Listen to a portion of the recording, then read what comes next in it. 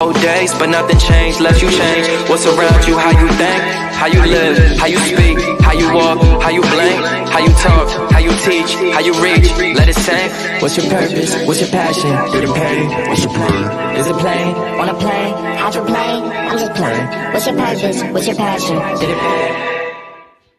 Welcome.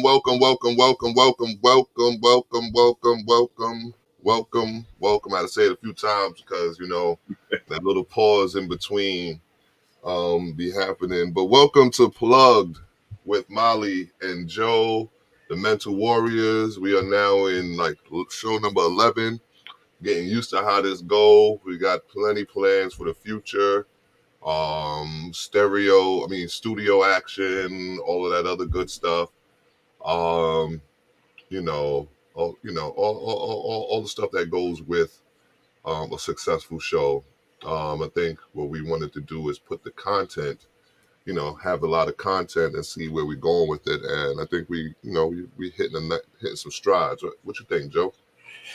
I definitely think that we are hitting stride. A lot of it is due to what we see and what we experience, and a lot of it is due to what's happening.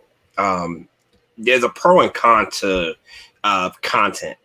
Some content that's good, you want to promote it, but sometimes even if it's bad content, you still got to promote it to let people know what's happening. So, we just got to keep. There's so much for us to look at and so much for us to acknowledge. So as long as the things keep happening, good or bad, we'll always have something to talk about and discuss. Right.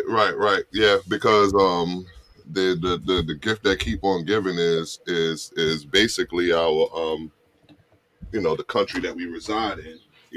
I don't want to speak too bad about the place where we reside. Right. But, at the same time, it's like it's almost inevitable that you would have to speak on it because it's happening right before our eyes. The execution of black and brown boys. The divide in how we're being educated. All of these different things. The fact that the Asians have a bill, Asian hate bill, signed before any crime against us was signed, and that's telling in itself. And the reason why it's so telling is because we've been going through centuries of beatdowns, and we haven't gotten anything to say, okay, we're going to address the hate against black people. We're going to make that an actual crime, a national crime, a crime where you're going to be punished for doing so. It's a hate crime, you know what I mean? That's the crazy part, but that's neither here nor there. It is part of here. When you talk about these things, there are people who comment on not just our content, but our own people are tired of hearing about these things. They look at it as bad news or negative publicity. But like we said earlier, we have to promote this stuff to let it be known that it's happening. That's the only way that it'll get the point across and change will really happen. So for those who look at us as Hotep or, pro-black or whatever the case may be, no, we're just stating what reality is for us. All we're doing is talking about our lives, what's affecting our lives.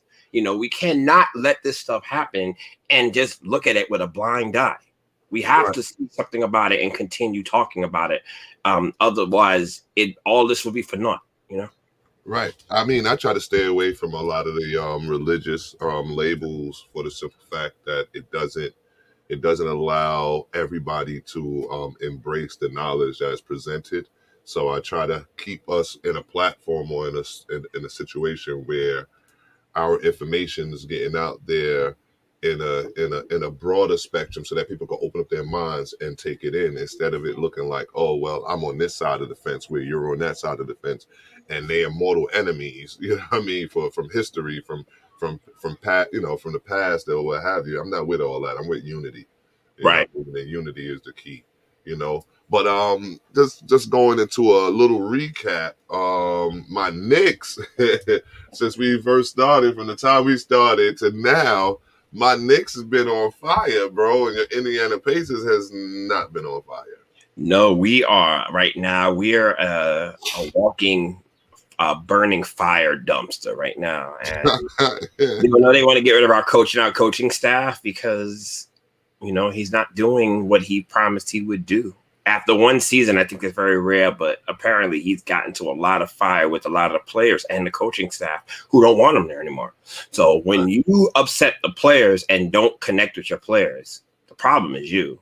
And I don't necessarily agree. I agree with, letting things go through time and seeing how a person develops. But if it's causing that much of a distraction and a disruption, then we got to make changes, Well, the Knicks don't need no changes right now. What we need is a superstar. We looking to make some noise in the playoffs. We got Stephen A. Smith out here going crazy as a Knicks fan on TV and whatnot. Stephen A. Smith, Mike Lee, everybody's yapping. That's the con of the Knicks fan. Even LeBron James said that the Knicks being relevant is actually a good thing for the league. Well, we don't know that New York being relevant is good for the nation anyway. So absolutely, that's exactly what it is. We are one of them. I won't say hyped, but New York is one of the biggest basketball sports towns in the world. Right. And just the energy that the New York Knicks, even the Brooklyn Nets, New York teams are bringing right now. It's bringing an energy of the late 90s, the early 90s, back in the Patrick Ewing days. Right. So, I mean, even me not being a Knicks fan, it's interesting to see. It's fun to be around people, have conversations, and talk about the Knicks. Actually, see people smile and laugh and hope for the future. And you got to love a good underdog story. You have to. Right, indeed. So with that being said, I know we're going to speak more about the Knicks in the coming weeks because we're going to the playoffs, baby. So by next week, we'll know exactly where we are. Hopefully is the fourth seed, so that we can get that home court advantage for at least the first round. Haven't seen it in the last 10 years, so I'm hyped. I'm happy. I'm with it, But what we're going to do is we're going to move on to our next segment, which is paying homage to the ancestors. So when we see like all of that stuff, we're going to have Brooklyn all day. Brooklyn Nets. I mean, they the shiny little jewelry in the shop. But right now, listen, I like that little gritty, grimy little penny on the corner over there somewhere. So I'm good right now. But we're going to move on to our next segment. And then we're going to, like I said, when we do production or whatever, we're going to have little things that lead us into these segments. But we have our segments that we're going to carry on. And one of them is going to be this one, paying homage to our ancestors. All right. And, in this segment, what we do is Joe and I, we pay homage to one of our ancestors that paved the way, that sparked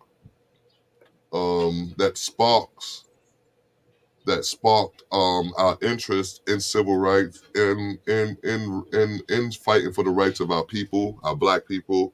And Joe, you can start off with who you're paying homage to this week, and it coincide with what we're talking about this week too. Absolutely. People are going to figure out, well, why didn't we talk about this ancestor first? Thinking that's who we are. We waited for a long time because there was so many, but I'm glad to finally pay homage to the Honorable Malcolm X, brother Malcolm X. Yes. Clap it up. Was an African-American leader in the civil rights movement, minister and supporter of Black nationalism. He urged his Black Americans to protect themselves against white aggression by any means necessary, a stance that often put him at odds with nonviolent teachings of Dr. Martin Luther King Jr. I look at myself as a Malcolm X, not because I'm militant and because I'm forceful or aggressive, but I'm very stubborn. And I have a very logistic sense of life. If something makes sense to me, I'm going to follow it, if it's being fair or if it's unfair. And it's very hard to convince me otherwise, to make me change or make me see things differently. So Malcolm X was just, and still is, so important to this day. Things he was talking about 50 plus years ago is still relevant to this day. Right. He couldn't know that this was going to happen 50 years ago, but that kind of shows that what he was talking about then makes sense, or that there is a cycle to what the system that he was talking about. Because if he's able to make these speeches that he did, like Ballad of the Bullet, or talk about things that were happening then, and it relates to right now, yeah, something's wrong with the system that we live in. Well, hats off to who you picked. Malcolm is one of my heroes, of course. And yeah, a lot of his speeches, if you listen to them, if you focus on them now, they will mimic today's problems. And in them mimicking today's problems, you wonder, has the system even ever been trying to fix itself? Has there been a time where they've been trying to fix this problem that they have with trying to keep us down?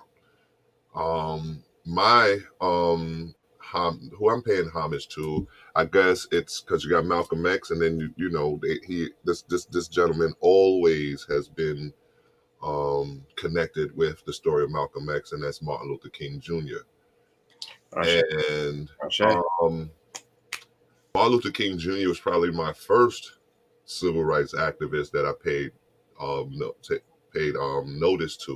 took notice to in my youth. And Martin Luther King Jr. was a Baptist minister and a social rights activist in the United States in the 1950s and 60s. He was a leader of the American Civil Rights Movement. He organized a number of peaceful protests as head of the Southern Christian Leadership Conference, included the March on Washington in 1963. And he's done so much more. The reason why I felt to play homage to correlate with what you're doing with Malcolm X is because the combination of the two has always been in a divide and conquer kind of state. Whereas if you were being taught by Malcolm, then you couldn't be following Martin. If you were following Martin, then you couldn't be following Malcolm. And our topics today that we're speaking on, topic of the day, Clash of Styles, addressing our civil rights. We're going to speak to this a little bit later when it comes down to these two gentlemen here, Malcolm X and Martin Luther King, and how their styles clashed, and how unifying their styles actually might have been the better of the situation. So we'll get back to Malcolm and Martin, the great Malcolm X and the great Martin Luther King Jr. A little bit later on. But what we're going to do right now, we're going to slide on over to our current events section, our current events portion of the show. So we have our current events. So we have first and foremost in our current events, Joe, you brought this up the other day about no HBCU athletes accepted into the draft. You want to speak to that? Yeah. We know the NCAA is a powerhouse when it comes to schools and I guess the system that they put together in drafting athletes. And most of them are of African-American descent. Mm-hmm. I find it very odd that this year, especially with such, not even importance, but such relevance that was brought for the importance of HBCUs and Black school and education, how there were no athletes that were drafted from HBCU schools. Yes. I mean, you can say that it's the good old boy system, right. It doesn't help us. I mean, I remember how the NCAA would crack down on kids taking money from people that were trying to scout them. Not to say that that's right, but it's almost like they couldn't make a living. They had to be dependent on the NAACP in order to, the NCAA. They had to be dependent on them in order to live, which isn't right. It's almost like you're not recognizing your true value because they hold the strings or the purse strings to your life. How do you expect the person to live with today's finances and today's problems and struggles as a young age? Well, that's always been the argument of the impoverished who has gone to college, and we're talking about some of the Hall of Famers that has gone through all of these different things. Talking about brothers like Chris Webber, he was investigated when he was in Michigan, and all of these other gentlemen that were punished for taking a couple of dollars to put food on their table and to pay a few bills for their moms and all this other stuff, where they were betting on themselves in a sense, where it's like, okay, they figure they're going to be great at some point or some time. And that's just in the NCAA bracket of it. They use them. They use them kids. They use them bad. You know what I mean? Where it's $1 billion industry, but these kids get nothing besides scholarships and a few stipends. Right. But when you come back to the no HBCU athletes accepted into the draft, it's not nothing new. I mean, I don't think that we should have thought that it was going to reinvent the wheel, because like you said, the good old boy system, they that's what they do. They'll hold on. They're holding on to the old guard as hard as they can. You know what I mean? They're holding on to that old way of thinking, that old slave thing, the slave mentality, slave master mentality, as long as they can. And one of those ways is that to keep the mandate that HBCU athletes aren't NFL material. Right. You understand? And until those athletes say, okay, we're going to go into the NCAA. You understand what I'm saying? And go into that what's that called? Minor league system, so to say. You know what I mean? D League. Yeah, that farm system. You know what I mean? That farming system, the NCAA and the NFL, they work together. The HBCU and the NFL don't work together. Right. So they're gonna always promote NFL. Like they're gonna use their system to work. Right. But you look at HBCUs, you don't think that they work just as hard? Like what makes the NCAA better than the HBCU? Nothing, to be honest with you, but it's that old question and that old answer in regards to who has the power, who controls the narrative. Right now, the NCAA. And we always speak to that, and that's the reason why we're here on this platform, is so that we can begin to control the narrative, be one of many platforms that control the narrative and allow us to understand and see our people, see us for us. You understand what I'm saying? Start looking in the mirror, and then you'll start seeing your reflection a little bit better. But we don't want to dwell on that one event for the week. Another thing happened this past week. We had the NYPD will no longer respond to mental health calls. We wanted to speak to the pros and cons of such an act. So I'm gonna start. Go ahead, Joe. You go first. The NYPD will no longer respond to mental health calls. The pros and the cons to this. One of the pros to this is that mental health professionals are better equipped to diagnose and deal with situations than the NYPD. Looking at these recent incidences, especially with young Black people getting killed by the NYPD, mental health professionals may be able to assess the situation a lot better. Maybe it's not a situation that needs to be violent or volatile. Mm-hmm.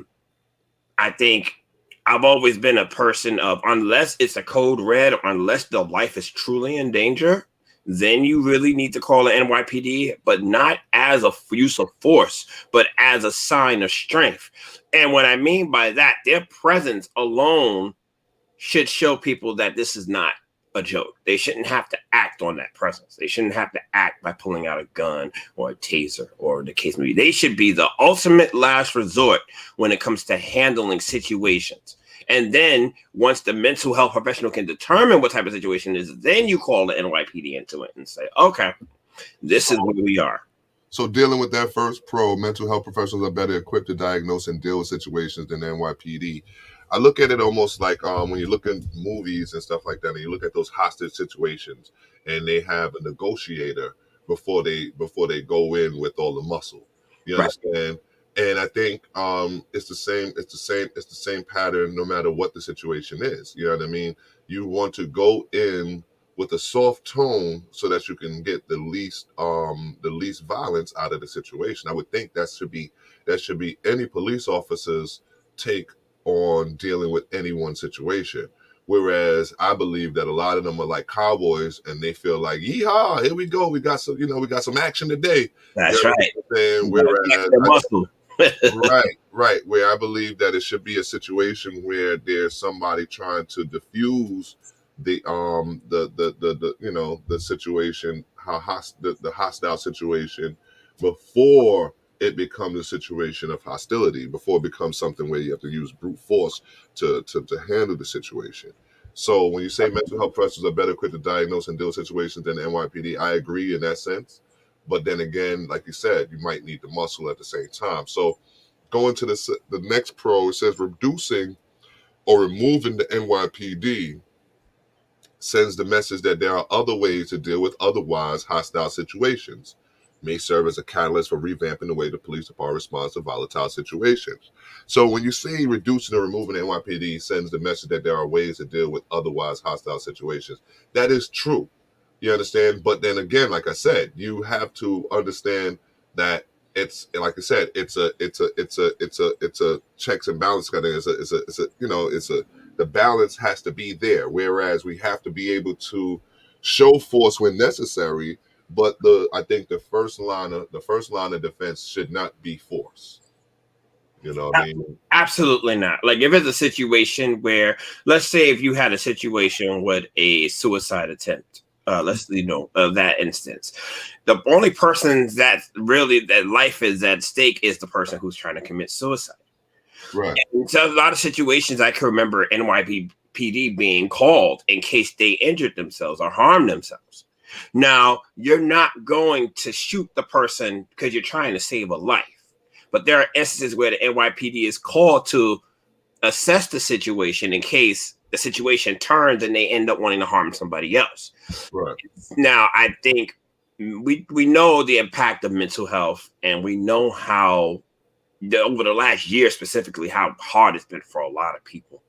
And there may be people in those instances where they just want to do harm to themselves or somebody else. So like I said, having that presence there helps definitely, but using the mental health catalyst should always be the first option.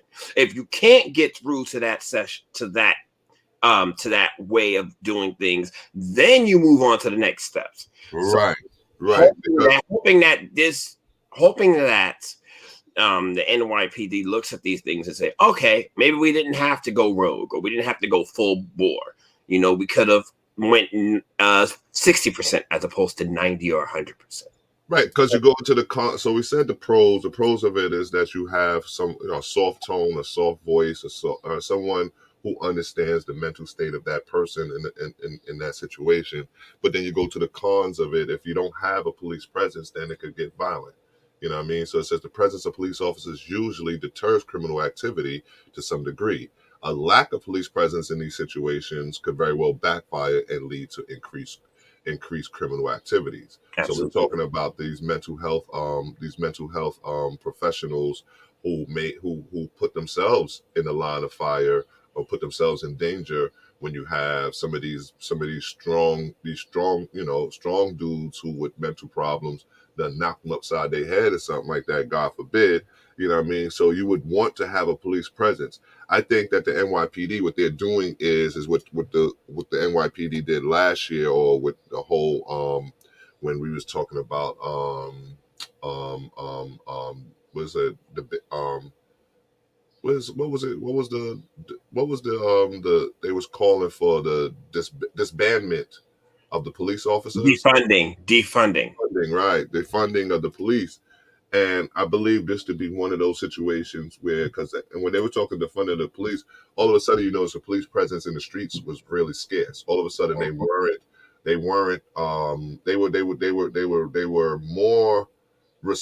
more responding after the fact than trying to be deterrents to the fact. You understand what I'm saying? So it'd be, death here, death there, and all of a sudden you just don't see no police presence. And I think this is one of those situations where they're doing the same thing. It's like, well, if y'all want to sit there and complain so much, all right, well, we're not even going to go to the call at all. That's not what anybody is asking them. I don't think that's what I know I'm not asking you not to go to the call. I'm asking I'm asking you not to be the one to talk to the people. You understand what I'm saying? Because you have professional psychiatrists who can do these things, who can talk someone off the ledge, who could talk a gun out of their hand. Like I said, we think hostage negotiators. You understand what I'm saying? So this person is holding hostage, time and space right now. It might not be people, but you're sitting there like, okay, he's a danger to society at the moment. So why not talk to him? Why not try to get in his head and see what was bothering him? And that way, we could have a peaceful, ending to this. Absolutely. Just to kind of go back on in regards to what you said about how the police responded to when we were talking about defunding the police, not taking money from them, but using this would be a perfect way of defunding. Use the money that you have, put it more into mental health. Maybe you need to have a mental health unit and within the NYPD that responds first, and then bring out the big boys in case stuff starts to get rough. This would be a great way to do it. But the fact that I felt that they, were in their feelings and they said, well, if you don't want us at all, we're not going to do anything. And a year later, we've seen more attacks on people in this city alone and anywhere, and they're trying to, it's one of those situations where you're trying to prove your worth. Not just the NYPD, but police departments all over the country are proving their worth by these things, letting these things happen and say, see what happens if we're not there? We could have did this, or we could have right. And that's not the point. The point is, we know how valued you are. You need to show your value, period. Not let someone's feelings or actions deter you from doing your job. Right, exactly. And that's where a lot of people have issues when it comes to police departments and officers, because of the fact that they feel I don't have a growing trust with them. I mean, like I said, especially with this, and especially with how they're shooting us down. I mean, mistaking tasers for guns. It's crazy. So I think their approach need to be, like I said, it need to be more, like I said, a more peaceful approach, and judge it from there. You know what I mean? Because as we're about to go to our next little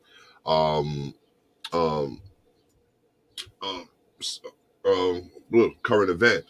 Sorry, allergies bothering me, guys. Current event for the day. Police officer Garrett Rolfe, who killed the brother Ray Shaw Brooks in the Wendy's restaurant parking lot last year, has returned to work. So we have situations where our brothers are being murdered in these streets, and these people are just getting paid vacations and then headed back to work the very next, year after whatever investigation they did to say that, oh, okay, it was all right. But remember, this is the brother that was sleep in his car at one time, right? Yeah, he was sleeping in his car at a Wendy's. Somebody called the police on him to say that he was, I don't know if he was doing something unscrupulous, and they came, questioned him.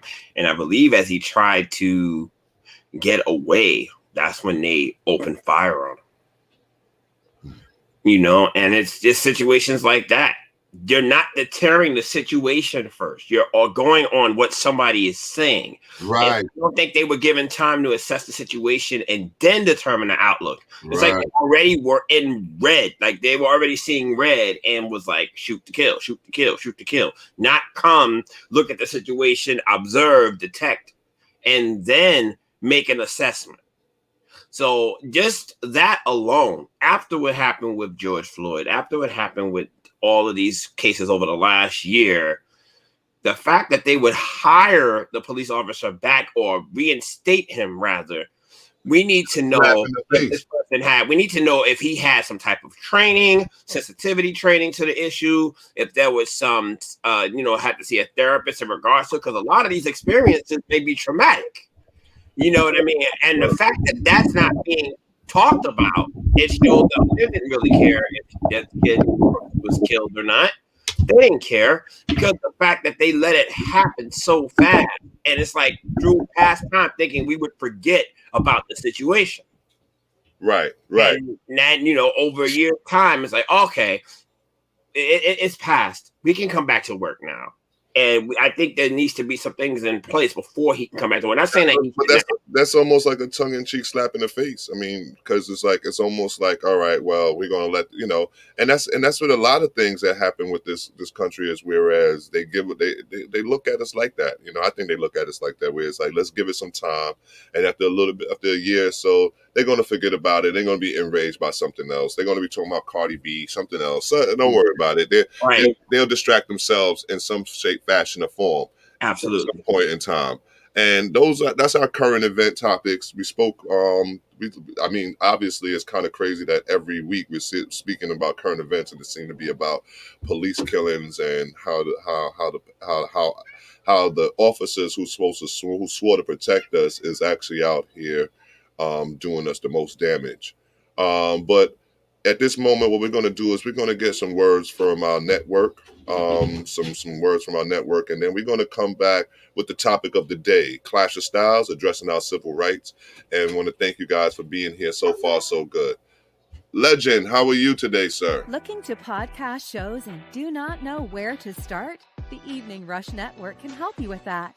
Call us at 929-441-2417 or email us at theeveningrushnetwork@gmail.com for dates and prices. We got you for all your podcast needs. The Evening Rush Network. Tune in, subscribe, and share.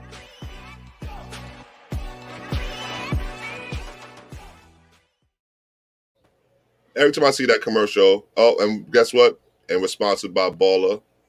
You know what I mean? We're supported by Sands by Butter. She gave us my little plug shirt. Got my little plug shirt on. I love that you're wearing it. Yeah. I had mine on last week. We gotta sync that. Yeah. I wasn't on last week. So I saw you wear it last week. So I was like, oh man, we wearing it. All right, hold on. I threw mine on and you ain't wear it. So I was like, okay, I guess I need to give him the memo next time. Right. Also, follow us on Instagram at PluggedMJ. Please, we're always posting material. You can also contact us in regards to topics or things you think we should talk about. Please continue to support us at on our Facebook page, Plugged with Molly and Joe, and our Instagram page at PluggedMJ. Right. The funny part about like how this gentleman and myself deals in this situation is very humble, because it's like, okay, is there some people out here like, look at me, I'm here, look at me, I'm on this show. And it's then third, I guess, this is more from the heart. It's more like something that we would sit down and and teach our grandkids if necessary, you know what I mean? And I'm hoping that's we both get a chance to do so. Teach our kids, teach our grandkids, teach the people, teach the youth out there, because we got our mentor program we got going on still as well. And Baller, being Big Apple Leadership Academy for the Arts, we're going to talk about what's going on with Baller later on this evening in this last half hour of the show. The reason why I say that an hour isn't enough is because the content in which we speak on we could go so deep into it, and sometimes it seems kind of rushed. So I want you to bear with us, and we'll figure out what the concept of the show, how much time we're going to need, and all that other good stuff. But what we're going to do is we're going to go to the topic of the day today, and the topic of the day is the clash of styles, addressing our civil rights, right? And I remember I was like, they were talking about how the X-Men, how X-Men came up, piggybacked up the concept of the polar opposites of a Professor X and a Magneto. You understand? Magneto being the Malcolm X kind of figure and the Professor X being the Martin Luther King kind of figure. And that's why I always gravitated to the X-Men comic books anyway. It was always seemed like a one of those things you can relate to. But we want to speak to some of these questions. What were the key differences between their approaches to civil rights? And we're talking about Malcolm X and Martin Luther King. Wow. Okay. Well, I'll start with Martin Luther King. We know Martin Luther King had more of a he focused his lifestyle on religion in regards to Christianity. Also, the supporter of Mahatma Gandhi, who was more of a non-violent in response to a lot of things. His was, whatever they do to you, don't respond. Just continue to be very peaceful in your actions and show in that you mean what you say, but not through violence. Mhm. Malcolm, on the other hand, was a lot more militant in that sense. He also had the same visions in regards to the advancement of Black people, but Malcolm was more, we need to get ours right now. We Right. see the thing that's happening and they're not responding to us being nonviolent. So we have to show force. We got to show our strength, our hand, if you will. Right. And it's just one was nonviolent. Malcolm, I'm not going to say he sat here and said that, oh, you need to start killing, shooting, looting.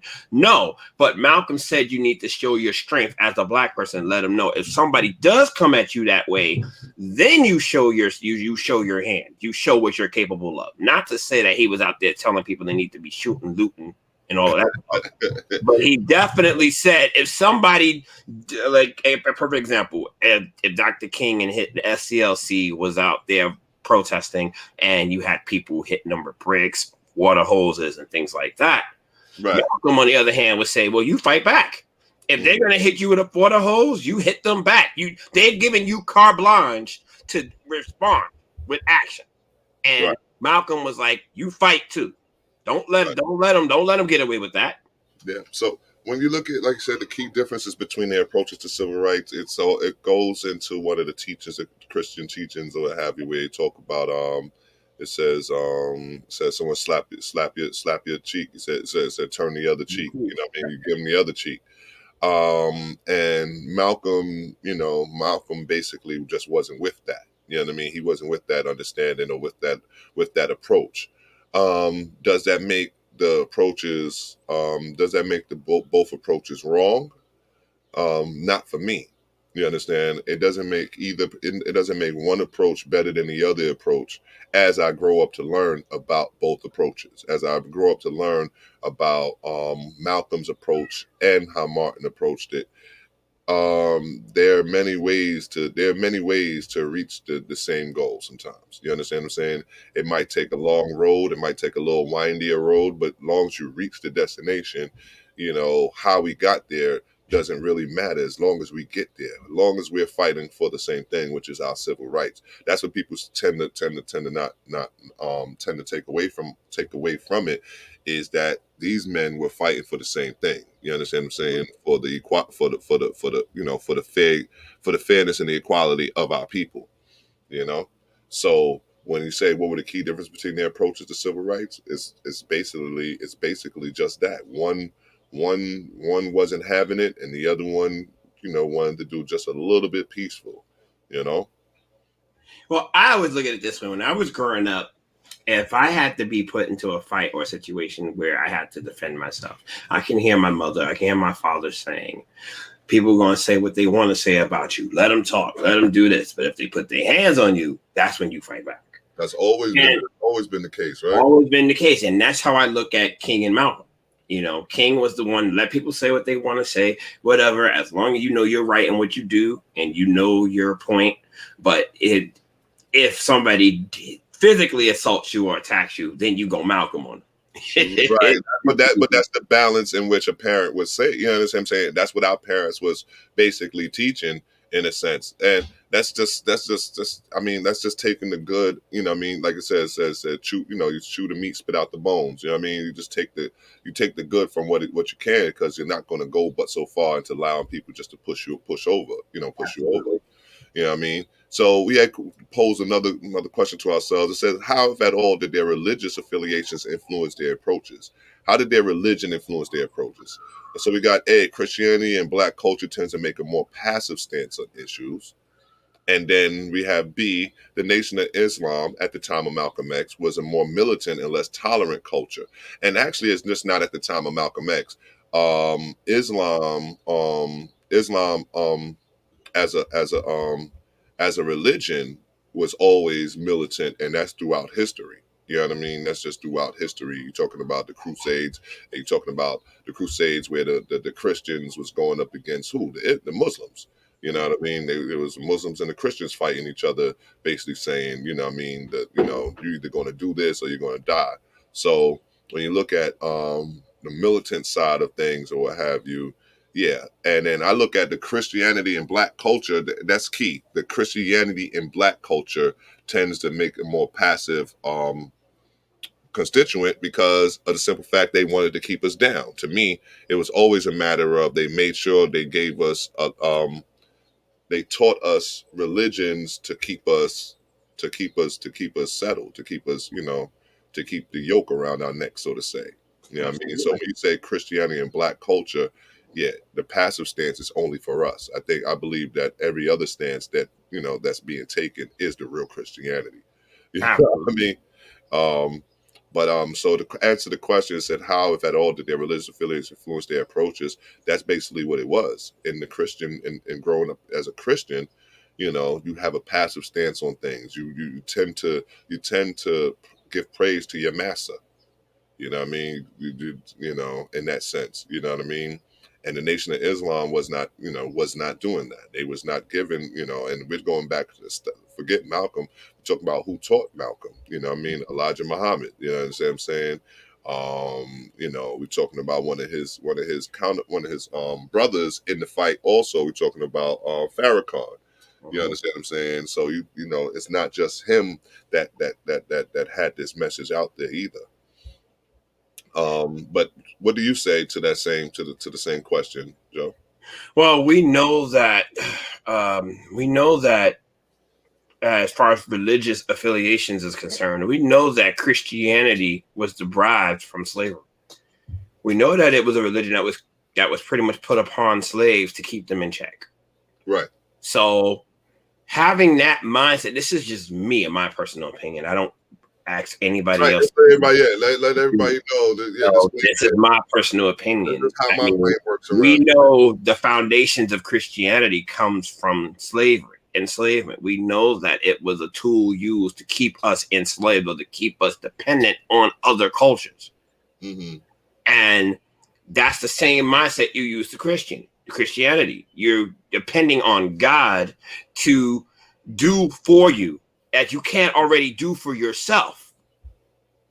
And Nation of Islam, on the other hand, they did have a God that they believed in, but they thought it was more self that had to handle the situation as opposed to being dependent. They were more looking at the situation and saying, well, what am I going to do about it?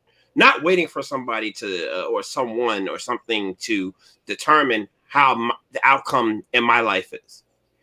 And I think one of the reasons why the Islamic culture isn't well liked is because of the fact that I won't say we because I'm not Muslim, but that culture did not determine on a choice or a decision by somebody else. The decision that they're usually making is based on their own life and their own and it dealt with a lot of logic. You understand what I'm saying? To me, in when you're dealing slavery was so what was the question? Slavery was the foundations of Christianity as a whole, or for black people. The passive approach to Christianity was made for black people. Absolutely. Christianity in the whole dates back to the motherland, to the homeland over that side. You know what I mean? But when you're talking about Christianity that affects us here in America, the Christianity of the black culture, yeah, that one was founded during slavery. The one where what I mean, where they gave us a religion that had us believe that us getting whipped was actually an act of God. Or us being on the low part, the lowest part of the totem pole was actually an act of God. And what we would have to do is praise our masters to be able to get past these low situations. Yeah, black Christianity was so if we want to say, yeah, it was founded during slavery. You know what I mean? Because a lot of them dudes that was giving us all of this religion, they were the one making it up as they went. You know what I mean? Because we could go far, we could go way back into talking about Constantine. Yep. Yeah, I mean, look at it this way. And there are quotes in the Bible, scriptures in the Bible that tell you that as a slave owner, it's okay to whip your slaves and keep them in check. Just don't kill them. Right, So right. it promotes these things during the times. Not necessarily saying that that's the way to be right now, but that book is being used, has been used for thousands of years. And it's been used for different manipulative situations. So they, and that's religion in a whole. That's the reason why tend to stray away from any organized religion for that reason, is because the manipulation through it all, it's unnerving and it's dangerous, and it holds us back as people. You know what I mean? Because I know for a fact that Joe and I wouldn't be brothers or be standing where we are today had we still been locked into the old way of serving a creator, or serving a higher power, or serving God in the normal ways that people do it. And I'd say this is a perfect example of why we have to take religion out of this fight when you talk about civil rights. It's because the same way Martin and Malcolm clashed based on what? Based on religion, based on the I'm over here in Islam and you're over there in Christianity. So we bumping heads just based off of what we chose, how we chose to praise God. You understand? Absolutely. And where we take that out of there, they realize, as we're going to speak on, they realize how much they have more in common. But we haven't even got that. We have to get to what's the name, right? So move on. It says, so I see how deep it get, right? The rabbit hole. That's right. In what ways was the NOI, the Nation of Islam, a more aggressive version of Pan-Africanism? Because we're talking about Pan-Africanism, and I like Pan-Africanism more than any other religious movement, because it was more so a national movement than anything else. So we're going to answer this real quick. Is NOI a more aggressive version of Pan-Africanism? My personal perspective, it is. Pan-Africanism was, you could say, a lot of what the NOI came from. They were about self. They were about knowledge of self, history of self, acknowledgement of self. We understand that. But with the NOI, like we mentioned, they had a more militant stance and a more aggressive stance in dealing with Pan-Africanism. It was like, we know what we are, we know our worth value, but we want it right now. And we're willing to do anything we have to do to get it. So in ways, Malcolm's teachings, or the Nation of Islam's teachings, were just a religious organization who took the Pan-African blueprint and ran with it, in a sense, right? Right. It's almost like an upgrade.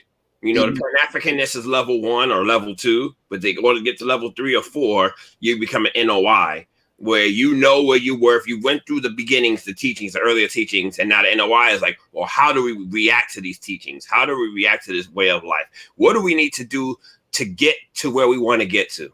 And that's where being part of the Nation of Islam was. I think that's when you got to that level of aggressiveness, that's when it was like, you're willing to do anything. Right, by any means necessary. Right. You're willing to do anything to prove the power of the importance of Pan-Africanism. And so now, does their external influences have anything to do with how they were teaching? Does Martin, who did Martin follow that influenced his teachings? Who did Malcolm follow that influenced his teachings? So we have Mahatma Gandhi, whom Martin Luther King followed and studied, and then Malcolm, we have Marcus Garvey. So do we get the correlation in our You know what I mean? Who we're taught from is how we express ourselves. You know what I mean? So it goes the same way with you, Joe, where it's like, you are the sum of your teachings and your teachers. You know what I mean? I'm the sum of my teachers and my teachings. You know what I mean? You understand what I'm saying?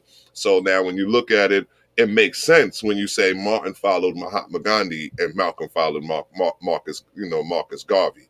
Whereas Marcus Garvey didn't give me the sense of he was ready to go to war per se, but he was dead serious on his nationalism. He was dead. Absolutely. He was dead serious about taking us back to Africa. Absolutely. And he, you know what I mean. So there's a balance there with the Marcus Garvey. Mahatma Gandhi, he had his issues as well. I heard he was a little, little cuckoo for us in a sense. If you will, but we knew his overall. Like when he had strikes, food strikes, and hunger strikes, and things like that to prove his cause, he was nonviolent about it. He thought nonviolence through force would solve the problem. I mean, eventually it would, but at the same time, the problem with that is you're willing to sacrifice everything on your inner self to get there, not necessarily knowing that that's not the only way to get it. Right, because when you look at it, as we're speaking on it, as we're taking off the layers, we're getting the understanding that what we have to do is do sort of a fusion in a sense. Mm-hmm. You know what I'm saying? A fusion of the teachings of a Mahatma Gandhi, or the teachings of a Marcus Garvey, the teachings of a Malcolm X, the teachings of a Martin Luther King, and the fusion is birth in us. You know what I mean? You, Joe, myself, anybody else who want to take on these platforms to start to speak to our people even more so. It has to be a fusion of all of these men where we're not taking anymore, or we have to be diplomatic about it, or we have to be PC about it. But it depends on the situation, correct? Absolutely. It goes to our experiences, as you mentioned, our experiences of knowing who all of these people are. And like you said, we're fusing them and putting them together. And we're like, oh, well, we know when the time, because of PC culture and because of things of that nature, we know when the time is to be aggressive. We know when it's the time to be nonviolent. We know when it's the time to be peaceful. And we know when it's the time to take action. So, all right. So that makes me go, because I want to bring it up. I want to bring it full circle and make sure that we play and we plug into this last couple of points here. The Black Panther Party, where does it fall into this movement? Can the Panthers be thought of as a fusion between the two approaches? Absolutely. And I'll say the reason why I'll say it because they use nonviolent tactics. You know, they came off as nonviolent. They came off, yes, they had the revolutionary. They were willing to do what they had to do to handle situations, but they also had the nonviolent approach to it, meaning that they didn't come in guns blazing. But when we talk about Dr. King, when we talk about the Black Panthers in regards to Malcolm's instance, they had themselves armed in case stuff went down. They didn't necessarily resort to it, but they knew that at any time it could get to that level because they were always on guard because they knew that opposing people were there to take them down. Well, because when you think about the Black Panther Party, when they came into existence, Malcolm and Martin already had their heyday in a sense. So like I said, these were young men and women that were taught by the Malcolms and the Martins and the such, correct? Yes. A lot of it also, what fueled the Black Panthers were the deaths of them. You know, the deaths of the Malcolms and the Martins. You know, a lot of them were affected by it. And because that there was nobody there to keep the spread the word, a lot of them decided to do it. But like you said, they took a little bit from both. Right. So my thing is, so now in knowing that, so say how, because we asked the question, how does the Black Party fall into this movement? Can they be as a fusion between the two approaches? That's our message to our people today. It's more so that we start off with Martin taking a passive approach. We have Malcolm taking an aggressive approach. But now we're going to go, says, we know that their approaches began to change in their latter days. Do everybody know that, mind you? Martin's speeches became less peaceful and Malcolm became less vocal. What were the circumstances around this change? We like to say that Malcolm was scared. Well, sad but true. You know what I mean? But Malcolm's pilgrimage to Mecca, we're saying that he came back and he realized we're not in this fight alone. He was more willing to include other people, non-blacks, into the movement because what happened was he basically saw white Muslims. Right. You know what I mean? He saw white Muslims, he saw Asian Muslims, he saw Muslims of all nationalities when he made his pilgrimage to Mecca, to where it's like, okay, so this isn't a black religion. You understand what I'm saying? No. This isn't a black way of living. So he started to begin to understand the concept of a rainbow coalition in a sense, whereas it's going to take all of us to come together to be able to do these things. His strained relationship with the NOI, being watched by the FBI, all of those things we're saying played into Malcolm's latter years and being less vocal and trying to be as violent, or being as strong opinion, had a strong opinion against white people, so to say, and people of other races, you know what I mean? And then when you talk about Martin, he changed, and then he got to the March on Washington. Everything got a little more aggressive. You know what I mean? He and I just think sometimes you just get tired of getting beat on. You know what I mean? What did you think there, bro? Well, that and the fact that he spent so much time negotiating with Kennedy and LBJ and not really seeing much of a result. I honestly think him negotiating with Kennedy is what got Kennedy assassinated. Mm-hmm. Going to LBJ and not seeing Lyndon Johnson take a stance, a real significant stance on it. It took him 2 years to actually say, okay, we're going to pass this bill. Right. So I think a lot of the latter years of King was seeing how people were getting to the table and seeing how people were responding to it. Right, because he was getting a lot of answers, but it seems like they said, okay, we had to choose between Malcolm X and Martin Luther King. And when they realized that neither one of them was going to help their cause, that's the reason why both of them wound up dead.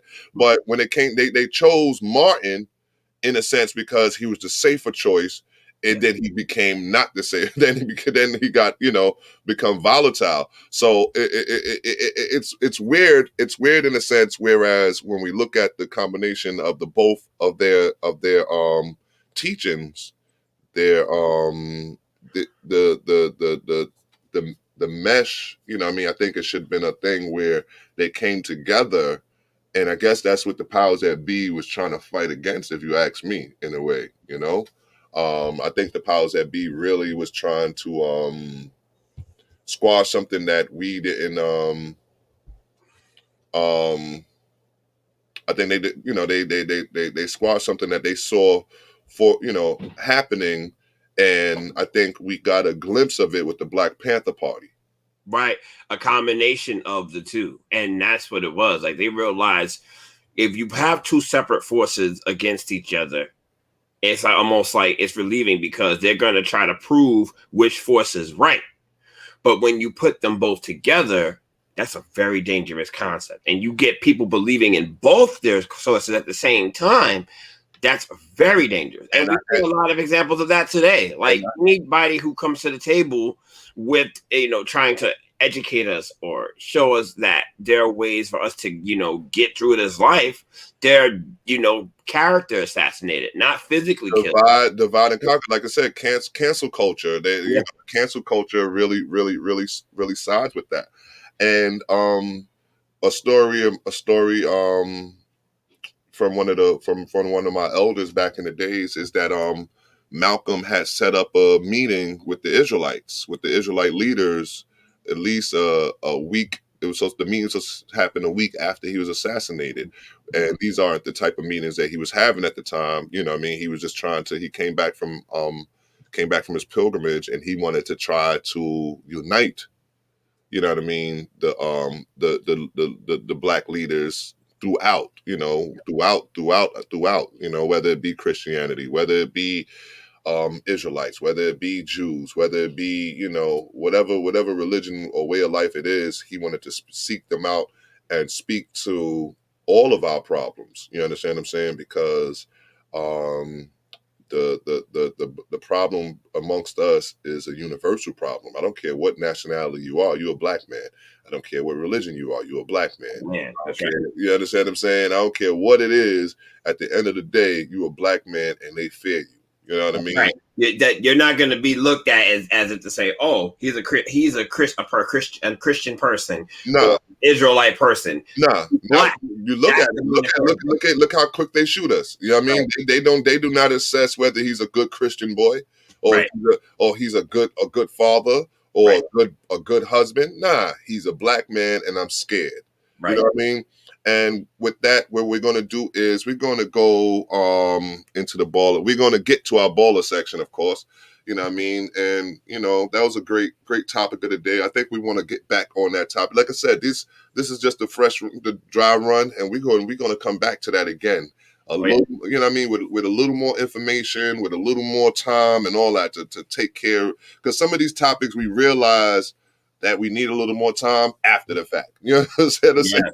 You know what I mean? So what we're going to do is now we're going to go into what's happening with our sponsor, Baller, Big Apple Leadership Academy for the Arts. We got a lot going on. This is the May days, all right? May Magic, that's what's happening in Baller. This is May Magic. See what's happening this month at Baller. What we got? All right, we already had yesterday. Enjoy. No, you're going too fast. Hey, where you going? Go back down. Crafts with Miss Val. That was yesterday. All right. That was an evening of crafts with Miss Val, CEO of Purple Butterflies Treasures, on Wednesday, April 5th, 6 p.m. Attendees will make custom T-shirts and go home with their special creations. That was yesterday. You guys missed it. Sorry. But what we try to do is try to promote Black entrepreneurship. And so all of these people here are our brothers and sisters that's doing the damn thing. We got aerobics night. Get in shape. I don't see the date. I don't see the date. That's May what? So you got to bring it in for me, May. That's tomorrow, May 7th. Oh, that's May 7th? Okay, so that's May 7th. What I'm going to do is I'm going to make my screen bigger. How about that, guys? I'm sitting there asking for the producer to do something, and all I had to do is do some laziness. That's what happens when all of a sudden you think you're a star. All right, Donna Reynolds, trainer, suggested donations. Register online at baller.org. That's www.balaa.org/events. May 7th. That is when? Tomorrow? Tomorrow at 8 p.m. At 8 p.m. Gates 1014 Gates 7 to 8 p.m. Sorry. 7 to 8 p.m. Get in shape. Aerobics night. Come on. Baller Legacy presents. Big Apple Leadership Academy for the Arts. Become a published author. This is one that I love. It's because it's giving opportunity for the young people to express themselves, to be authors, to write their own stories. You know what I mean? So the opportunities for young people who are interested in both authorship and entrepreneurship. Baller has partnered with Lawrence Simone Publishing House to grant a small group of young writers a chance to become published authors. Attend the virtual information session for more information. That's pretty dope if you ask me, bro. I wish I had somebody I wish I had this back in the days. You know what I mean? Right. Like we had so much to talk about, so much to discuss, but if we had had somebody who could help us finesse our words and put it together, I think we could have done great things. Yes, brother. I like the background. She did a little background thingy where it don't look so like All right. So next up we got the pop-up shop. You know what I mean? Balling big with Baller. All right. So we balling big at Baller. That's our pop-up shop. Join us for our pop-up shop on Sunday, May 16th from 12 p.m. to 6 p.m. You can see the video above. So when you go on our site, you can see the video and you'll see our pop-up shop. Again, Black entrepreneurs, we're trying to promote self-sufficiency. We're trying to promote doing for one another. We got there. What we got there, Joe? Okay. So our first one, Baller Beauties presents Home Ec 101 Cooking. Wednesday, May 19th at 6 p.m. I believe we had our first sense of home ec before, and this will be our second home ec unit, which will be cooking. So we're going to be doing it Wednesday, May 19th at 6 p.m. Go on to baller.org/events to register, and all of our programs are free. You can't beat that price. You cannot. No, we ain't go to Pottery. Bring it back. Bring it back. Pottery. There we go. Bring it back. There we go. We got our pottery class. For Baller Beauties and Baller Bronze. Yes, for Baller Beauties and Bronze. Sunday, May 30th.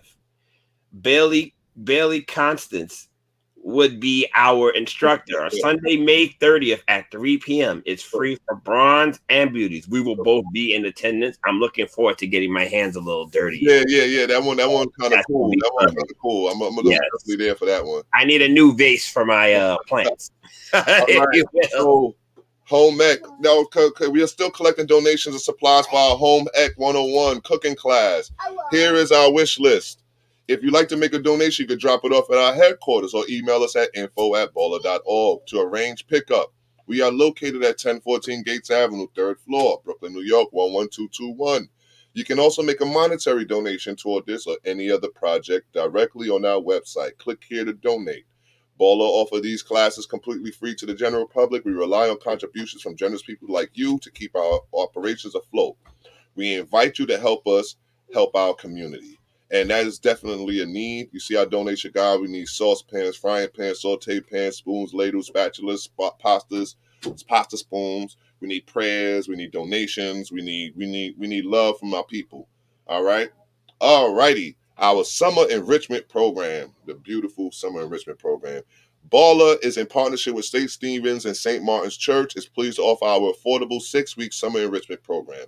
July 5th to August 13th, 8 a.m. to 4 p.m., Monday through Friday, early drop-off and early pickup options available. Registration includes 6 weeks of arts programming, 3 t-shirts, a water bottle, a drawstring book bag, and weekly outings. The cost for the summer is only $6.75, and sibling discounts are available. $100 discount, $100 deposit is required to secure your child's seat. Feel free to share this information within your networks and on your social media platforms. We got a great summer plan, and we sure do. Trust me, it's going to be fun. All right, next.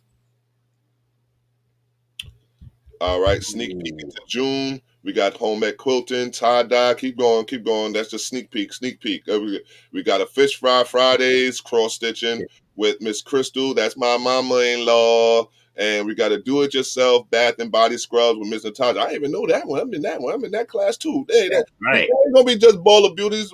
Men like to get their body scrubbed on, too. What's wrong with you? Right. We're going to be outside. Yeah. We're going to be outside, as they say. Yeah, we outside. This is May, June, looking real good, and we even fill up all the stuff. So we're gonna wrap it up today. We love everybody that tune in. Life has been happening so fast sometimes, so we don't get a chance to share our videos or what have you. So we love the people that come and share it and follow us and check us and give us good feedback. Right, Joe? Absolutely. Please continue to follow us. Like I said, Instagram is plugged at plugged MJ. Also go to our Facebook page, Plugged with Molly and Joe. Keep a lookout for our things happening. There are a lot more stuff that's going to be happening. So in order to stay in tune, look and show your support any way possible. Right, because you're going to get good information coming from this way. But what we're going to say is stay plugged in, keep it plugged in. You are now plugged in with Molly and Joe. Yeah. We love doing this for you guys. We're going to do it bigger and better. Trust you, me. And we appreciate everyone. Peace. Peace.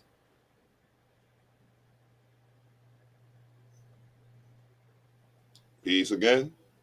Peace again. Got to do it twice. You see, I got to put both fingers up. Again. That's what it is. Peace again. But